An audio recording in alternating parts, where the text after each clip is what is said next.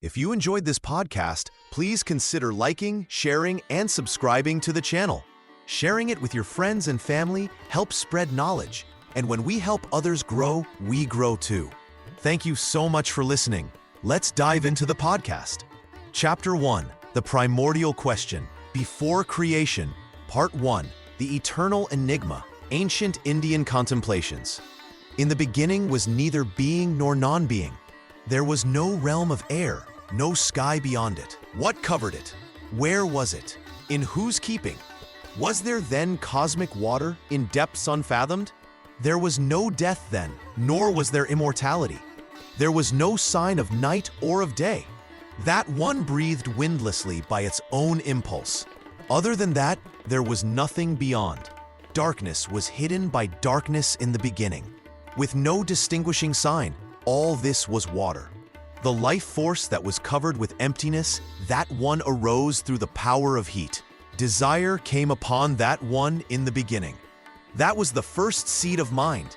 Poets, seeking in their heart with wisdom, found the bond of being in non-being. Their cord was extended across. Was there below? Was there above? There were seed placers. There were powers. There was impulse beneath. There was giving forth above. Who really knows? Who will here proclaim it? Whence was it produced? Whence is this creation? The gods came afterwards with the creation of this universe. Who then knows whence it has arisen? Whence this creation has arisen? Whether it was formed or whether it was not? The one who looks down on it in the highest heaven, only he knows. Or perhaps he does not know. This great question troubled the minds of ancient seers who sat by sacred fires and pondered the mystery of all existence. They asked, what was there before anything existed at all? In those early times, wise men gathered knowledge through spoken words passed from teacher to student. They had no written books. The sacred knowledge lived in memory and voice. These early thinkers did not accept simple answers. They questioned everything, even the nature of the gods themselves. The sages wondered if there was ever a time when nothing existed.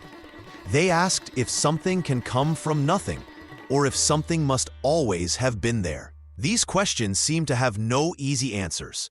Some said there was only darkness in the beginning. Others spoke of waters without end.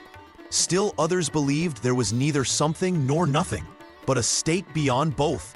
These ancient inquiries became the foundation for all later thinking about how the universe began. The early questioners did not claim to know all the answers. They were humble before the great mystery of existence. Their wondering led to deeper search for truth. Later teachers built upon these early questions to create great systems of understanding about the nature of reality and the source of all things. The mystery remained, but the search for truth had begun. Part 2, the Nasadiya Sukta, Wondering About Nothingness. There was neither non-existence nor existence then. There was neither the realm of space nor the sky which is beyond. What stirred? Where? In whose protection? Was there water, bottomlessly deep? There was neither death nor immortality then. There was no distinguishing sign of night nor of day. That one breathed windlessly by its own impulse. Other than that, there was nothing beyond. Darkness was hidden by darkness in the beginning. With no distinguishing sign, all this was water. The life force that was covered with emptiness, that one arose through the power of heat. Desire came upon that one in the beginning. That was the first seed of mind. Poets seeking in their heart with wisdom found the bond of existence and non-existence. Their cord was extended across. Was there below? Was there above? There were seed placers, there were powers. There was impulse beneath, there was giving forth above. Who really knows? Who will here proclaim it? Whence was it produced? Whence is this creation? The gods came afterwards with the creation of this universe. Who then knows whence it has arisen? Whence this creation has arisen, perhaps it formed itself, or perhaps it did not. The one who looks down on it, in the highest heaven, only he knows. Or perhaps even he, does not know. The seers who spoke these words lived in times of great questioning. They did not pretend to have final answers about how all things began. They asked whether anything existed before the world appeared. They wondered if even the gods knew the truth about the beginning. This ancient song admits that no one may truly know how creation started. It suggests that before anything existed, there was neither something nor nothing.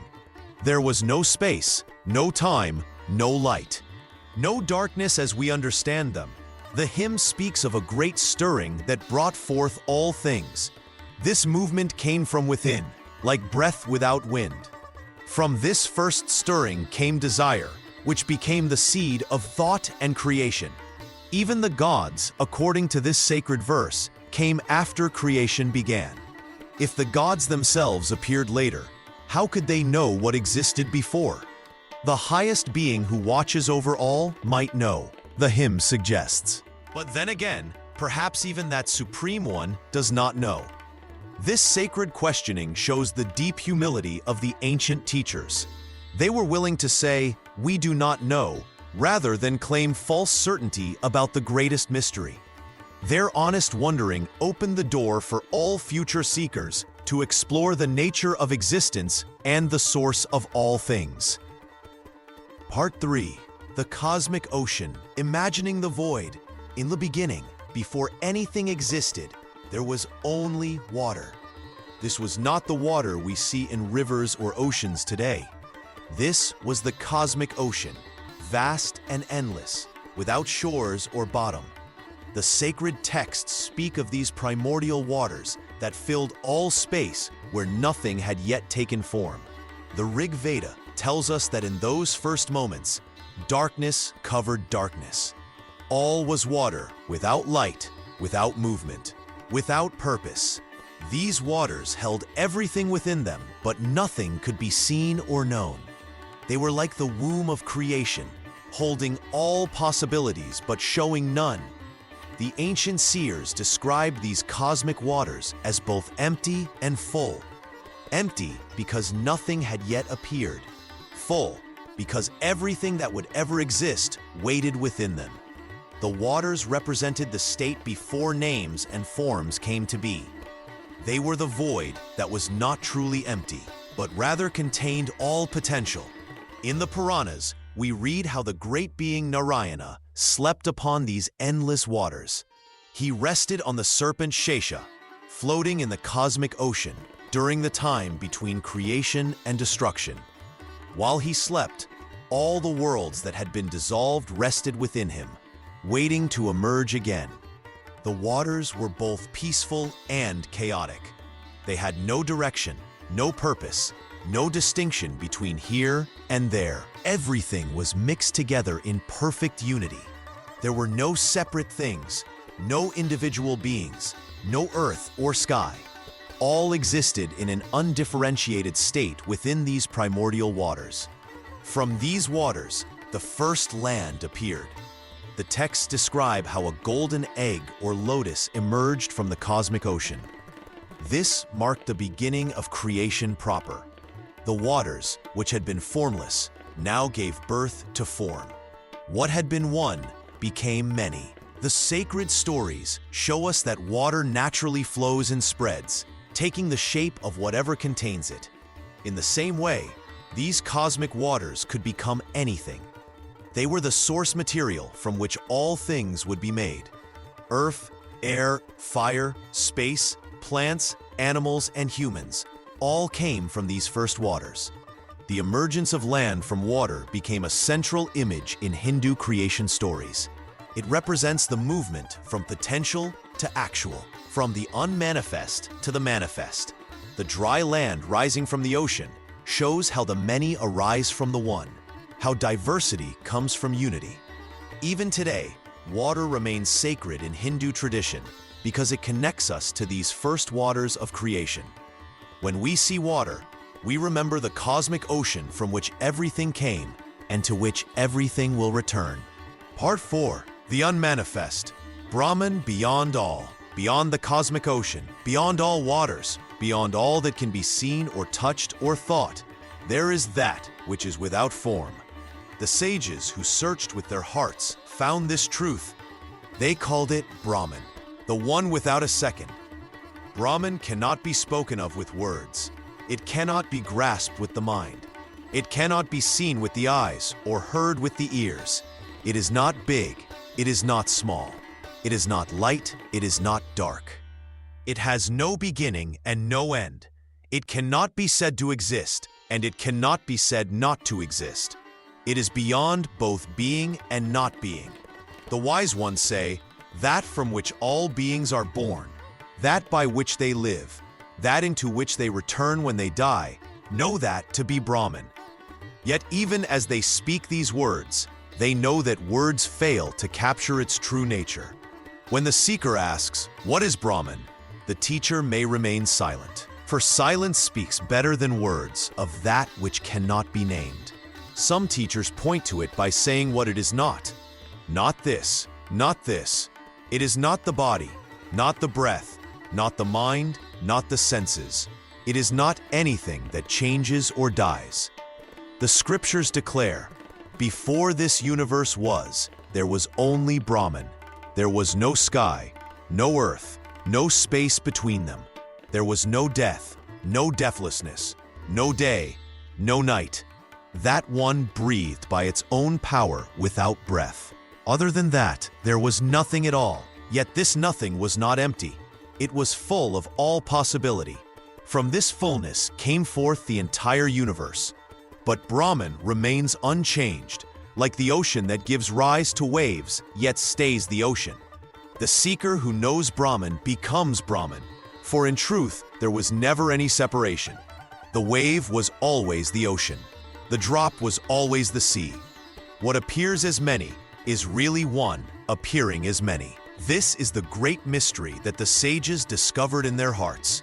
Before all creation, before all manifestation, before all becoming, there is pure being that is beyond being and non-being both. This is Brahman, the ground of all existence, the source and end of everything, yet itself beyond beginning and ending. From this understanding, all creation stories flow. From this truth, all philosophy springs. This is the foundation upon which all Hindu thought rests, the recognition of that which cannot be fully known, yet is our deepest nature. Part 5. The seed of creation, the first stirring, in that supreme reality which is beyond all description.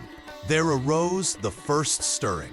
The ancient seers tell us that even before the world began, there was a movement, a desire that awakened in the heart of the unmanifest. This desire is called kama in the sacred texts. It is not the desire we know in our daily lives, but something far more pure and powerful. It is the first wish, the original impulse that brings forth all creation from the silence of the eternal. The Rig Veda speaks of this beginning. Desire first arose in it, which was the primal seed of mind. This desire was not born from want or lack, for the eternal Brahman is complete and perfect. Rather, it was like a gentle breath that moves across still water, creating the first ripples of manifestation. From this single impulse, all the worlds began to form.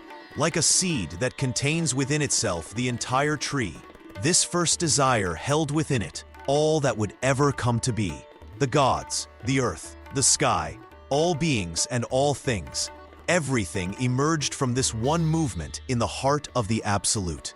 The wise ones understood that this same desire which creates also binds. It is the force that brings forth the universe, but it is also what keeps souls attached to the world of form and change. Through desire, the one becomes many. Through desire, the eternal enters into time.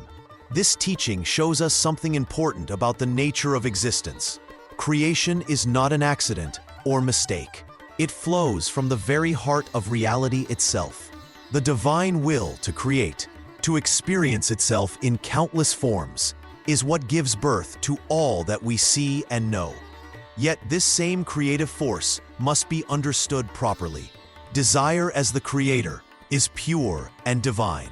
But when individual souls mistake themselves for separate beings, desire becomes the chain that binds them to suffering and rebirth. The ancient hymns teach that understanding this truth is the beginning of wisdom. To see that our deepest nature is one with that first stirring, that original creative impulse, is to begin the journey back to our source. In this way, the Hindu sages showed that creation begins not with matter or energy, but with consciousness itself, choosing to know itself through infinite expressions. This is the great mystery, how the one without second becomes the many, while remaining forever one. Chapter 2. The Act of Creation, From Nothing to Everything. Part 1. The Golden Egg, Hiranyagarbha emerges. In the beginning, before the earth and sky existed, there was only the waters of creation. These waters were dark and endless. In these ancient waters, a great golden egg appeared. This egg was called Hiranyagarbha, which means the golden womb. The sacred texts tell us that this golden egg held within it all the power of creation. It was beautiful and perfect, shining like the sun itself. Inside this egg lived the first being, the creator of all things. This being had no name at first, for there was nothing else to compare it to.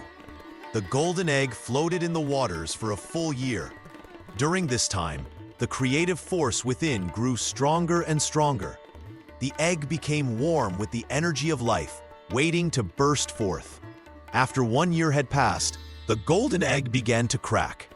From within came a great sound, like thunder rolling across the empty waters. The egg split into two perfect halves. The upper half became the heavens above, bright and shining. The lower half became the earth below, solid and firm. From the broken shell came the first being, the Creator. This being looked around and saw that he was alone in all existence, so he began to create companions. From his breath came the wind. From his mind came the moon. From his eye came the sun. From his voice came fire. The Creator spoke, and his words became the sacred sounds that hold the universe together. He thought, and his thoughts became the laws that guide all things. He moved, and his movement set the cosmic wheels in motion. The golden egg was not destroyed when it split. Its pieces became the foundation of everything we see. The shell became the mountains and the valleys. The white became the clouds and the rivers. The yolk became the fire that burns in the sun and stars. This is why the wise ones say that everything in creation is connected. All things came from the same source, the same golden beginning. The animals, the plants, the gods, and human beings all emerged from this first cosmic egg. The story teaches us that creation did not happen from nothing. The golden egg shows us that even before the world began, there was potential. There was the power to become. The egg held within itself everything that would ever exist. When we see a bird's egg, we remember this great truth. Inside that small shell lies the power to become. Just as the cosmic egg held all possibilities, every small beginning holds great potential within it. Part 2. Prajapati's Sacrifice, Creation as Self-Offering. In the beginning, there was one being called Prajapati, the Lord of creatures. He was alone in the vast emptiness. Looking around, he saw nothing but silence and darkness. His heart felt heavy with loneliness. He thought to himself, "I am alone. I must create others so that I am not alone anymore." But Prajapati faced a great challenge. To create life, something had to be given up. Creation could not happen without sacrifice. So Prajapati made a choice that would change everything. He decided to offer himself. Prajapati began to sacrifice parts of his own being. From his breath, he created the wind. From his sight, he created the sun. From his mind, he created the moon. From his voice, he created fire. From his hearing, he created the directions of space. Each part of himself that he offered became something new in the world. As Prajapati continued his sacrifice, he became weaker. but the world became stronger. His body became the earth. His bones became the mountains. His blood became the rivers and oceans.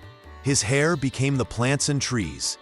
Every part of him transformed into the world we know. From this great sacrifice, all living beings were born.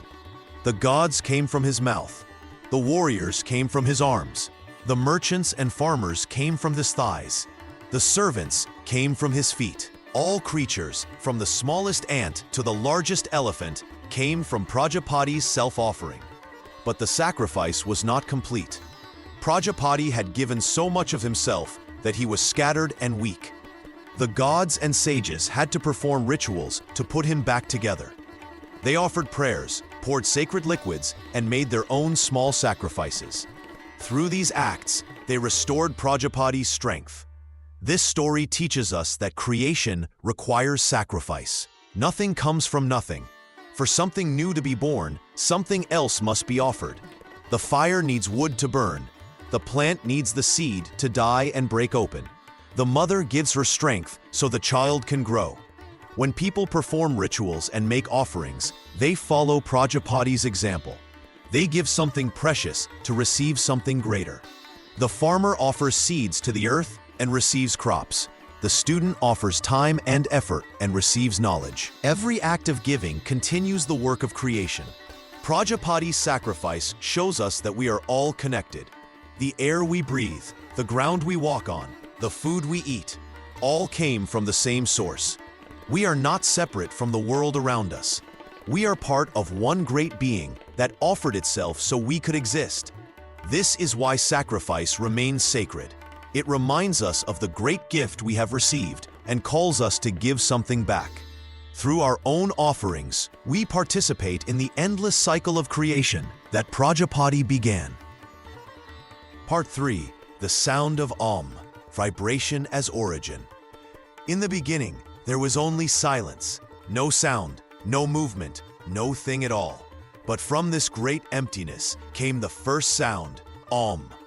This was not just any sound.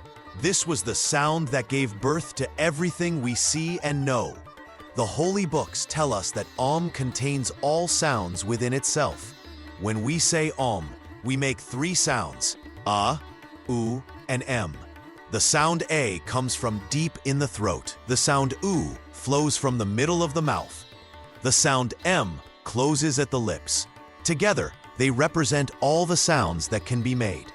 From these three sounds, all words were born. From all words, all things came into being.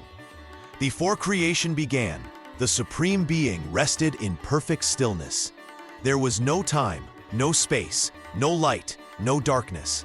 Everything that would ever exist was sleeping within the divine silence.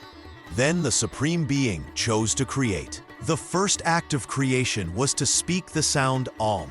When Om was spoken, it sent vibrations through the emptiness.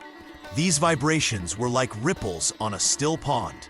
But instead of water, these ripples were made of pure consciousness and energy. The sound waves spread out in all directions, carrying the power to create within them. From the vibration of Om, space itself was born. Space gave room for all other things to exist.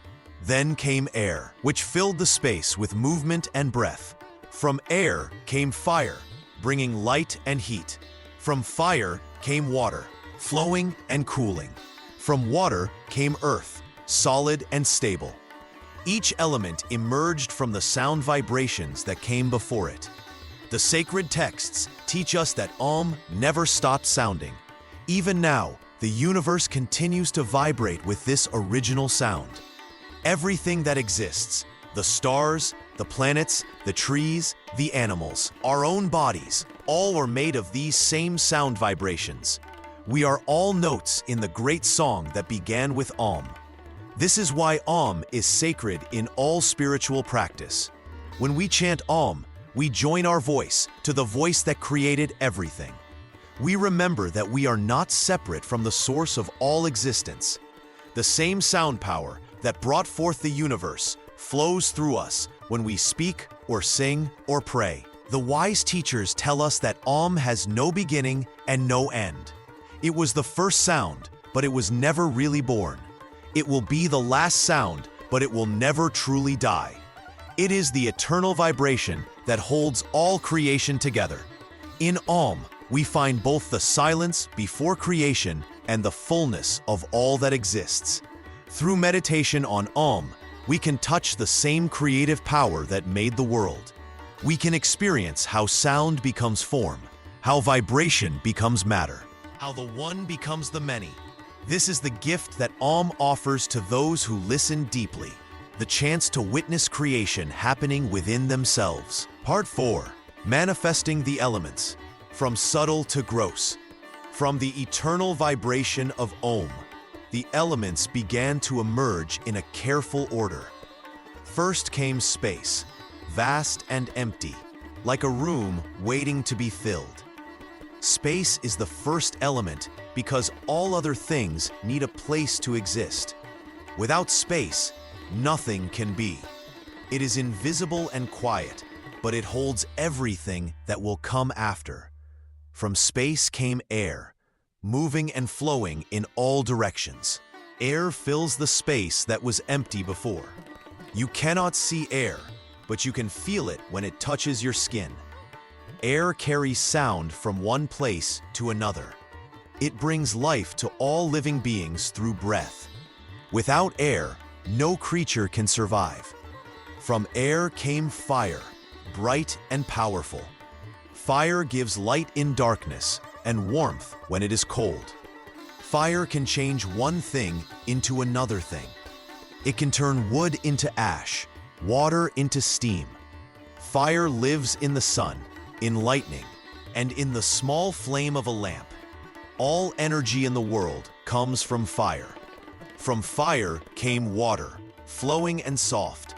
Water puts out fire when there is too much. Water takes the shape of whatever holds it. It flows down from mountains to valleys. Water gives life to plants and animals. Without water, nothing can grow. Water cleans and purifies everything it touches. From water came earth, solid and strong. Earth holds everything else. It gives form to what was formless before. Trees grow from earth. Buildings stand on earth. All creatures walk on earth or live within it. Earth is heavy and steady, the foundation for all physical things. Each element contains the ones that came before it. Earth has water in it, which is why plants can grow. Water has fire in it, which is why it can flow and move. Fire has air in it, which is why flames dance and flicker. Air has space in it, which gives it room to move freely. This order never changes. Space is most subtle and hard to understand. Earth is most gross and easy to see and touch. Everything in creation is made from these 5 elements in different combinations. Your body has all 5 elements. Space is in the hollows of your body. Air is in your breath. Fire is in your digestion and body heat. Water is in your blood and other fluids. Earth is in your bones and solid parts. When you die, your body returns to these elements. Earth goes back to earth. Water goes back to water. Fire returns to the great fire. Air merges with the cosmic air. Space becomes one with infinite space again. This is how the formless becomes form. This is how the one becomes many. Through these 5 elements, the invisible becomes visible, and the eternal dance of creation continues without end. Part 5. The Dance of Shiva, Creation and Destruction Intertwined. In the Great Void, Lord Shiva begins his eternal dance. His body moves with perfect rhythm, creating the beat that brings worlds into being. With each step, universes are born. With each turn, they grow and flourish. With each pause, they return to nothing. This is the dance of Nataraja, the cosmic dancer. Shiva stands on one foot, the other raised in perfect balance. His 4 arms move in harmony with the music of creation. In one hand, he holds the drum that beats the rhythm of time. The sound of this drum creates space itself and calls forth all beings. In another hand, he holds fire. This is not ordinary fire, but the flame that both creates and destroys. It burns away what is old to make room for what is new. Without this fire, nothing new can be born. Without it, nothing old can pass away. His third hand points to his raised foot, showing the path to freedom. His fourth hand makes the gesture of fearlessness, telling all beings not to be afraid of change. Around his dancing form burns a circle of flames, marking the edge of the universe. Shiva's long hair flows as he spins. In his hair flows the river Ganga, bringing life to all worlds. The crescent moon rests there too, marking the cycles of time. His third eye remains closed in meditation, but when it opens, entire universes dissolve in its light. The drum in his right hand beats constantly. Ta-da-da-da-ta, ta-da-da-da-ta. This is the sound from which all language comes. This is the rhythm to which all hearts beat. Every sound in creation follows this first beat of Shiva's drum. But Shiva is not only creator. As he dances, he is also destroyer. His dance breaks down what has become old and tired. Mountains crumble under his feet. Oceans dry up in his fire. Stars burn out and fade away. Yet this destruction is not evil. It clears space for new creation. Under Shiva's feet lies a small demon. This demon represents ignorance and forgetfulness. By dancing on this demon, Shiva shows that wisdom conquers ignorance. Truth defeats falsehood. Knowledge burns away confusion. The dance never stops. Day and night, through all ages, Shiva keeps dancing. When one universe ends, his dance creates another. When beings die, his rhythm brings forth new life. Creation and destruction are not separate acts. They are two parts of one eternal dance. Those who understand this dance find peace. They see that nothing is permanent, but also that nothing is ever truly lost. Everything changes form, but the essence remains. The dancer and the dance are one. Shiva is both the one who creates and the creation itself. This is why temples show Shiva as Nataraja, the Lord of Dance. His bronze form captures the eternal moment of creation. Artists have carved his dancing figure for thousands of years, each image showing the same truth, that life and death, beginning and ending, are part of one sacred rhythm that never stops. Chapter 3. Philosophical Debates, Interpreting Nothingness and Being. Part 1. Sankhya and the Dual Principles, Purusha and Prakriti.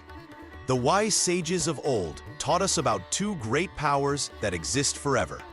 These are called Purusha and Prakriti. Purusha is pure consciousness, the one who sees and knows but never acts. Prakriti is nature itself, the source of all matter and action, but she cannot see or know by herself. Listen carefully to this truth. Purusha is like the witness who sits quietly and watches everything. He is eternal, never changing, never doing anything. He is pure awareness, like light that shows everything but is not touched by what it shows. Purusha does not create, does not destroy, does not move. He simply exists as the eternal seer. Prakriti is the great mother of all things. She is matter, energy, and the power to change and create. But she is like a dancer who cannot see herself dance. She needs Purusha to watch her, to be aware of her movements. When Purusha looks upon Prakriti, she begins to transform and create the whole universe. These two have always existed together. Neither was ever born, neither will ever die. They are the eternal foundations of everything that is. The mistake of thinking something comes from nothing disappears when we understand this truth. When Purusha's pure consciousness meets Prakriti's creative power, the cosmic dance begins. Prakriti starts to change from one form to another. First comes the subtle intellect, then the mind, then the senses, then the elements, space, air, fire, water, and earth. From these come all the forms we see in the world. But understand this clearly. Nothing truly new is created. Everything that appears was already present in Prakriti in subtle form. It is like milk becoming butter. The butter was already in the milk, waiting to appear. The universe does not come from emptiness or nothing. It comes from the endless transformations of eternal Prakriti under the gaze of eternal Purusha. The cause always contains its effect. Clay becomes a pot, but the pot is nothing other than clay in a new form. Gold becomes ornaments, but the ornaments are still gold. Similarly, the universe is Prakriti, appearing in countless forms, but it remains Prakriti. Those who say something can come from absolute nothing speak without wisdom. How can existence spring from non-existence? How can something arise where there is truly nothing? This is impossible. What exists must come from what already exists. Therefore, creation is not making something from nothing. Creation is the eternal Prakriti, changing her forms under the watchful presence of eternal Purusha. The universe appears and disappears like waves on the ocean, but the ocean itself, Prakriti and Purusha together, remains forever. This is the ancient wisdom. Existence comes only from existence, never from absolute emptiness. Part 2. Advaita Vedanta, the illusion of creation. Advaita Vedanta, the illusion of creation, where the Sankhya teachers speak of two eternal principles, the great master Shankara teaches a different truth. He says there is only one reality, Brahman. Everything else is Maya, which means illusion or appearance. Brahman is pure consciousness, pure existence, pure bliss. Brahman has no form, no beginning, no end. Brahman is the only truth. What we see as the world, what we experience as creation, this is all Maya. It appears real, but it is not truly real. Like a rope in darkness that appears to be a snake, the world appears real to us, but this appearance comes from ignorance. When light comes, we see there was never a snake, only a rope. When true knowledge comes, we see there is no separate world, only Brahman. So when we ask how creation happened, Shankara says creation never really happened. What we call creation is only an apparent change, not a real change. Brahman never becomes the world. Brahman remains always the same. But through Maya, Brahman appears as if it has become many things, as if it has become the sun, the moon, the earth, all living beings. This is like one moon reflected in many pots of water. The moon remains one, but appears as many reflections. Each reflection seems separate, but there is only one moon. Similarly, there is only one Brahman, but it appears as many separate things through the power of Maya. The sacred texts tell us, all this is indeed Brahman. They also say, Brahman is existence, consciousness, bliss. These words point to the truth that nothing exists apart from Brahman. But people ask, if only Brahman is real, why does Maya exist at all? Why does illusion arise?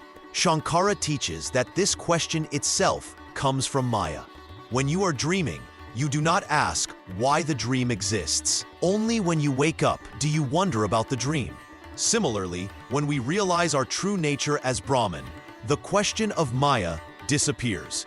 Maya cannot be called real because it can be removed by knowledge, but it cannot be called completely unreal because we do experience it. Maya is something that cannot be explained. It is like describing the horns of a rabbit. Such words point to something that never existed. Therefore, the world is neither created from nothing nor created from something.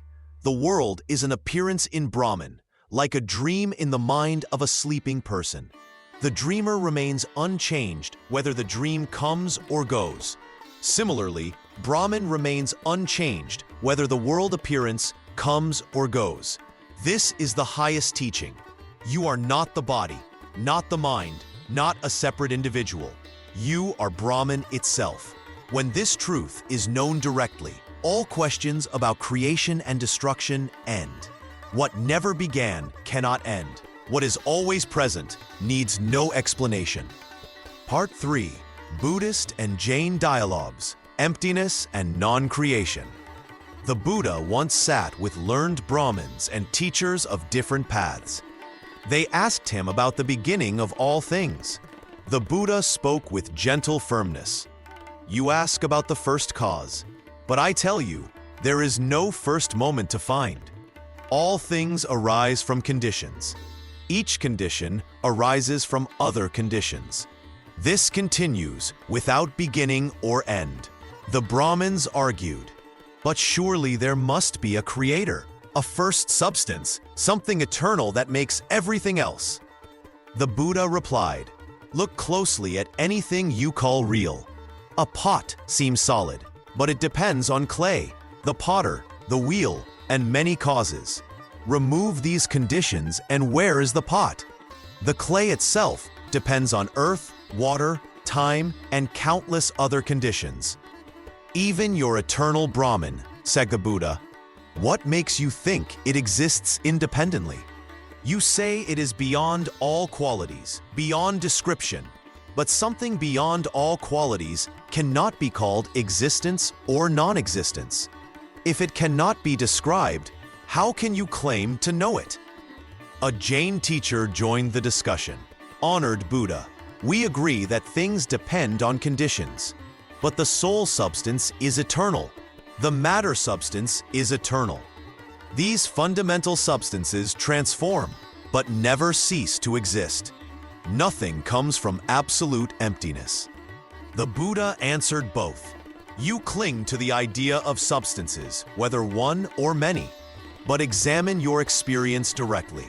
When you look for the self that experiences, what do you find? Thoughts arise and pass away. Feelings arise and pass away. Perceptions arise and pass away. Body sensations arise and pass away. Where in this flow is the permanent substance you call self? The same applies to all things.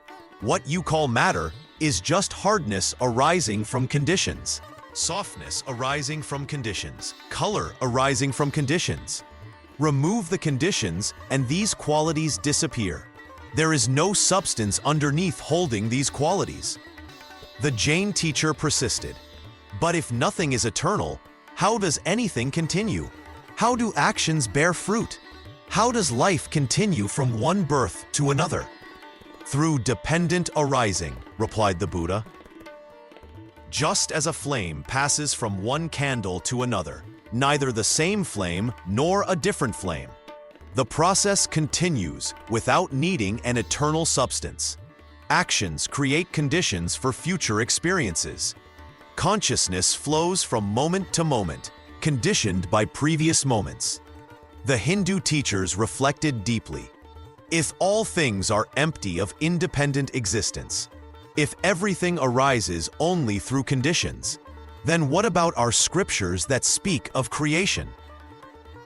What about the universe arising from divine will? The Buddha remained peaceful. "Your creation stories point to truth, but through symbols. They show that all conditioned things are temporary, that attachment brings suffering, that freedom comes through understanding. Whether you call the source Brahman or describe it as emptiness, wisdom sees through the illusion of separate, permanent things." These discussions continued for many years among the great teachers. Each tradition refined its understanding through these encounters, recognizing both agreements and differences in their approaches to the deepest questions of existence. Part 4.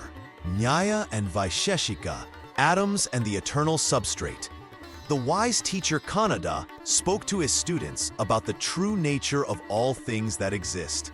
"Listen carefully," he said, "for I will tell you about the smallest parts that make up everything you see and touch. In this world, nothing can come from complete emptiness.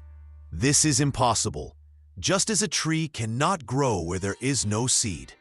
Everything that exists must come from something that was already there before it. All things in this world are made of tiny, invisible parts called atoms. These atoms are so small that no eye can see them. Yet they are real and eternal. They never begin and they never end. From these eternal atoms, all larger things are built. There are different types of atoms. Kanada continued.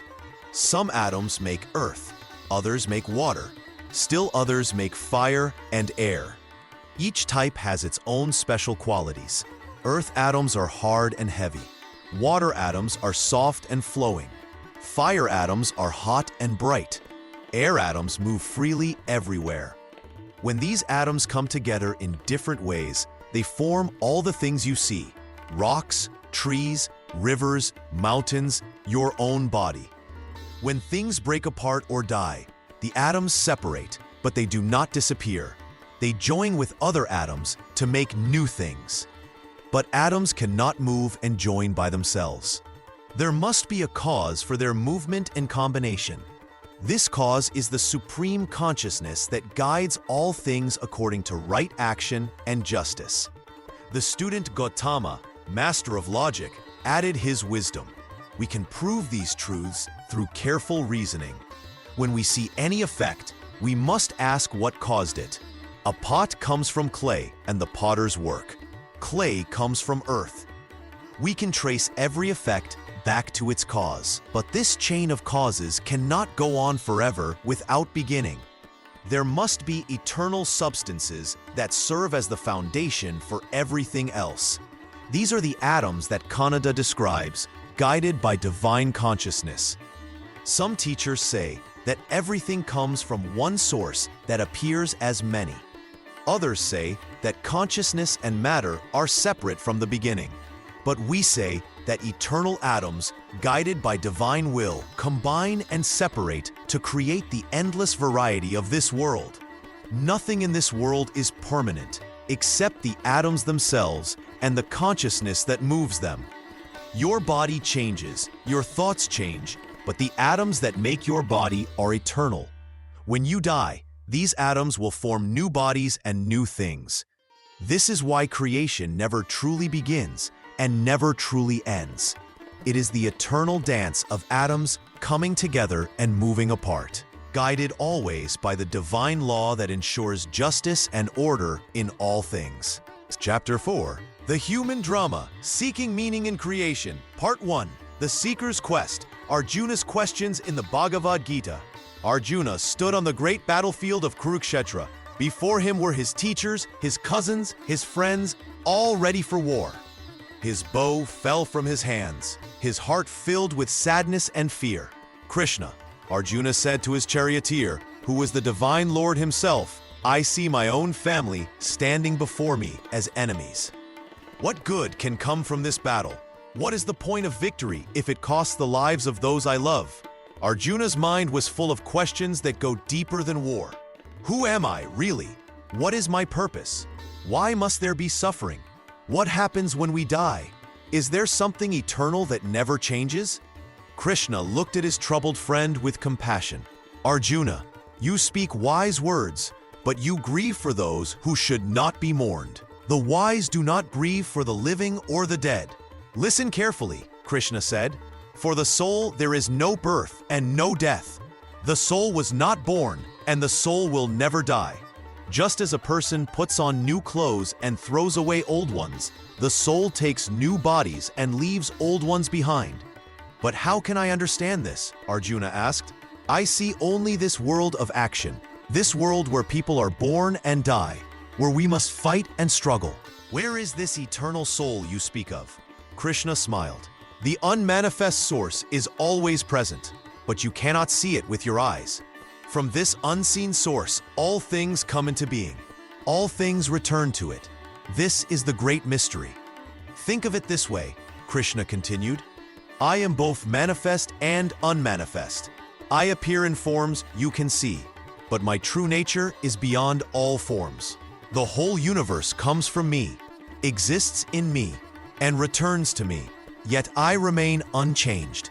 Arjuna struggled to understand. But why does this world exist at all? Why do we act? Why do we suffer? Action must happen, Krishna replied. But you can act without attachment to results. Work is your right, but the fruits of work are not yours to claim. When you act without desire for reward, you act in harmony with the eternal. The person who sees the eternal in all beings and all beings in the eternal has true vision. Such a person is not disturbed by happiness or sorrow, gain or loss. They remain steady like a mountain in the wind. Krishna's words began to calm Arjuna's troubled heart.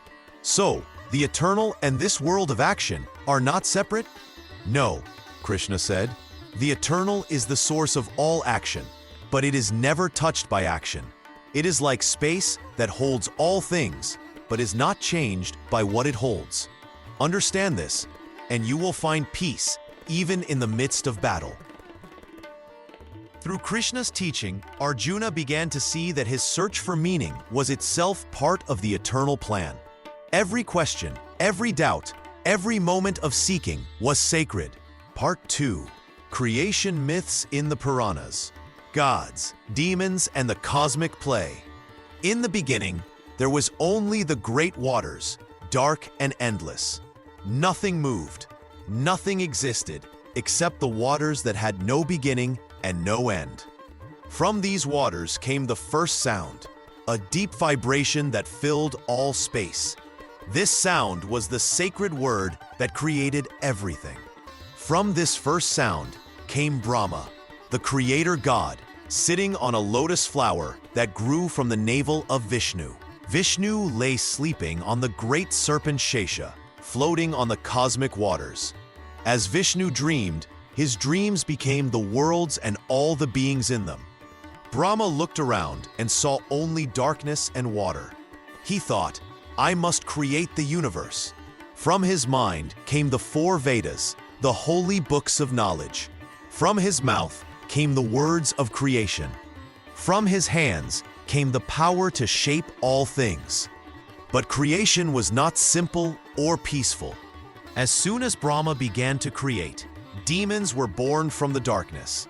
These demons, called asuras, were powerful and fierce. They did not want the universe to exist. They fought against creation itself. The first demon was Hiranyagarbha, who stole the earth and hid it at the bottom of the cosmic ocean. Vishnu took the form of Varaha, a great boar, and dove deep into the waters. He fought the demon for 1,000 years and finally killed him, lifting the earth back to its proper place with his tusks. Then came Hiranyakasipu, the demon king who demanded that all beings worship only him. He performed such severe penances that Brahma had to grant him a boon.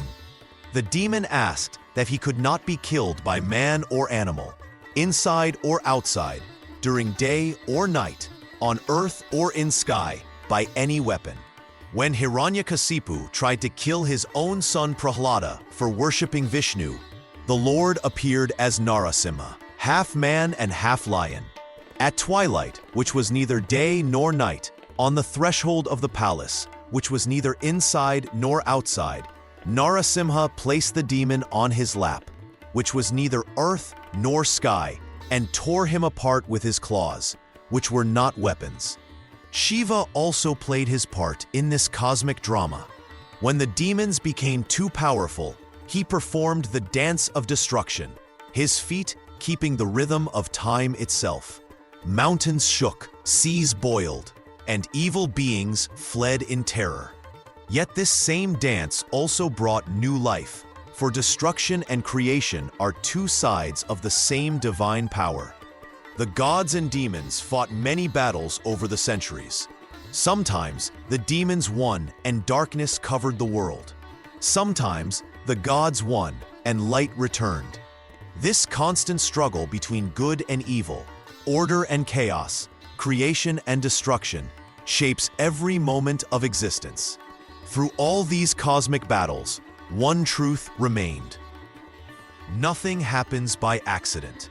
Every victory, every defeat, every moment of creation and destruction serves the greater purpose of the divine plan.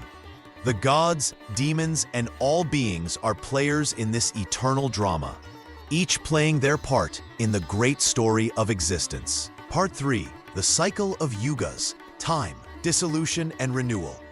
The wise ones speak of time not as a straight line, but as a great wheel that turns forever. This wheel has 4 parts, called Yugas, and each part brings different qualities to the world. Like seasons that come and go, these ages follow one another in an endless pattern. The first age is called Satya Yuga, the age of truth. In this time, people lived for many thousands of years. Their hearts were pure and their minds were clear. They knew right from wrong without anyone teaching them. Truth and goodness filled the earth like sunlight fills the day. People were tall and strong, and sickness rarely touched them. They remembered God in every breath and lived in peace with all beings. But the wheel of time keeps turning, and the second age comes. This is Treta Yuga, the age of 3/4. Still good, but not as perfect as before. People begin to forget some truths. They must work harder to remember what is right. The wise ones start to teach and guide others. Sacred ceremonies begin as people need help to connect with the divine. Life becomes shorter, and people grow a little smaller. The third age follows, called Dwapara Yuga, the age of 2 halves. Now good and evil stand more equal in the world. People live even shorter lives and grow weaker in body and spirit. They must study the holy books to learn what was once known naturally. Wars begin between good and evil forces. The truth becomes harder to see, like trying to look through cloudy water. Finally comes Kali Yuga, the Dark Age. This is the time we live in now. People are small in body and short in life. Truth hides while lies spread easily. Brothers fight brothers, and children disobey parents. The strong oppress the weak, and few remember God.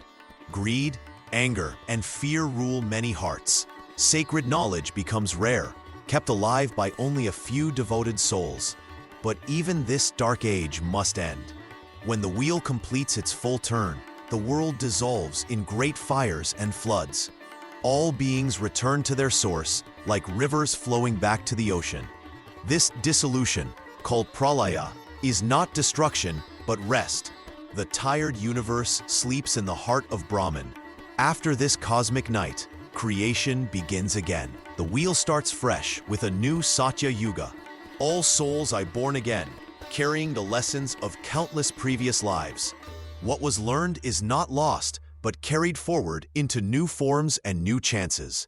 This endless cycle means that nothing truly dies, and nothing is ever truly created from nothing. All existence flows from Brahman and returns to Brahman, like waves rising and falling in an infinite ocean. Each cycle brings new opportunities for souls to grow and learn. Understanding this great wheel changes how we see our troubles and joys.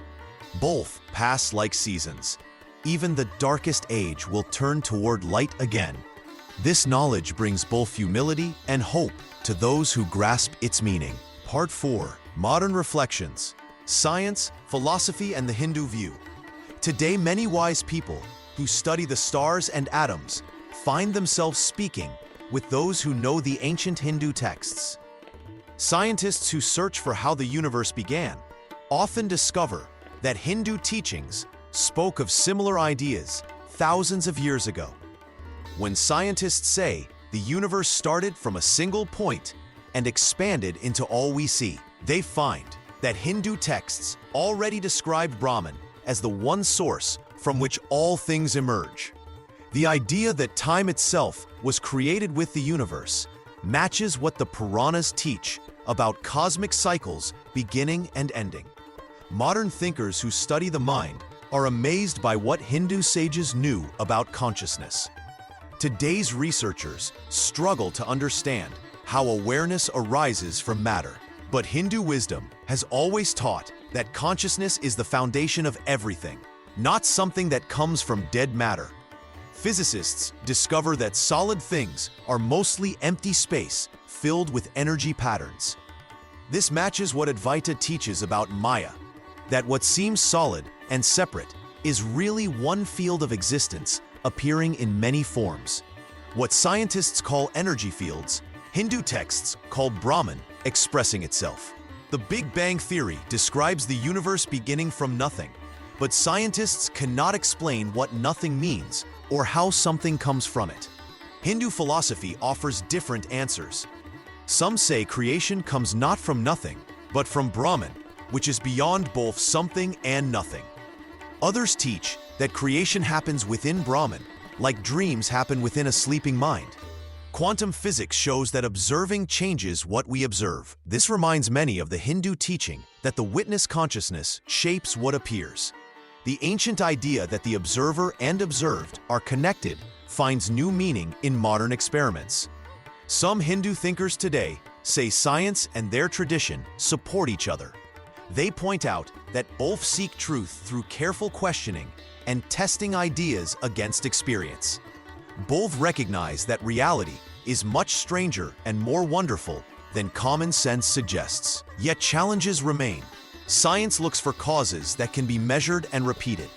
Hindu teachings often speak of truths that go beyond measurement. Some scientists remain doubtful about consciousness being fundamental. Some Hindu thinkers worry that scientific thinking misses the sacred nature of existence. Despite these differences, the conversation continues. Young people, trained in both scientific methods and ancient wisdom, bring fresh insights. They ask new questions about whether the universe has purpose, whether time is real, and what it means for humans to be conscious beings in a vast cosmos. This meeting of old and new wisdom creates fertile ground for understanding. Neither science nor ancient philosophy alone can answer all questions about existence. Together, they offer richer ways of thinking about the great mystery of why anything exists at all. Part 5. The mystery endures, living with the unanswered. The ancient sages of India understood something profound about the nature of existence. They knew that the greatest questions about creation and reality might never receive complete answers. This wisdom appears throughout the sacred texts, where even the gods admit their limitations in understanding the ultimate source of all things. In the Rig Veda, the creation hymn ends with honest uncertainty. The sage asks who truly knows how creation began, whether the gods came before or after, and admits that perhaps even the highest divine being does not know the answer. This is not ignorance, but profound wisdom. It shows that the mystery of existence is so vast that finite minds cannot fully grasp it. Hindu philosophy teaches that this uncertainty is not a weakness, but a strength. When we admit what we do not know, we remain open to learning. When we claim to know everything, we close ourselves off from deeper understanding. The sages practiced what they called learned ignorance, knowing that their knowledge had limits. This attitude shapes how Hindus approach spiritual practice. Rather than demanding immediate answers, they cultivate patience and humility. They understand that wisdom comes gradually through study, meditation, and right living. The goal is not to solve every mystery, but to develop the inner qualities that allow truth to reveal itself naturally. The tradition values inquiry highly. Students are encouraged to question their teachers, debate ideas, and think deeply about existence. But this questioning comes with humility. The seeker approaches the mystery of creation like someone entering a vast temple, with reverence and awe, rather than demanding explanations. This acceptance of mystery influences Hindu philosophy in practical ways. Thinkers develop multiple perspectives on the same questions, knowing that each viewpoint captures some aspect of truth while missing others. They create systems of thought that can hold contradictions without breaking, understanding that reality itself might be more complex than human logic can capture. In daily spiritual practice, this wisdom appears as patience with the spiritual journey. Devotees do not expect instant enlightenment or immediate answers to life's deepest questions. They understand that spiritual growth happens slowly, like a plant growing towards sunlight. Some insights come only after years of practice and contemplation. The tradition also teaches that living with uncertainty can be liberating. When we accept that we do not have all the answers, we become more compassionate toward others who struggle with the same questions. We become less attached to our own opinions and more willing to learn from different sources of wisdom. This ancient attitude remains relevant today as humans face new questions about consciousness, the universe, and the meaning of existence. Hindu thought suggests that approaching these mysteries with humility and openness serves us better than claiming premature certainty. The questions themselves become teachers, guiding us toward greater wisdom and deeper understanding of the sacred nature of all existence.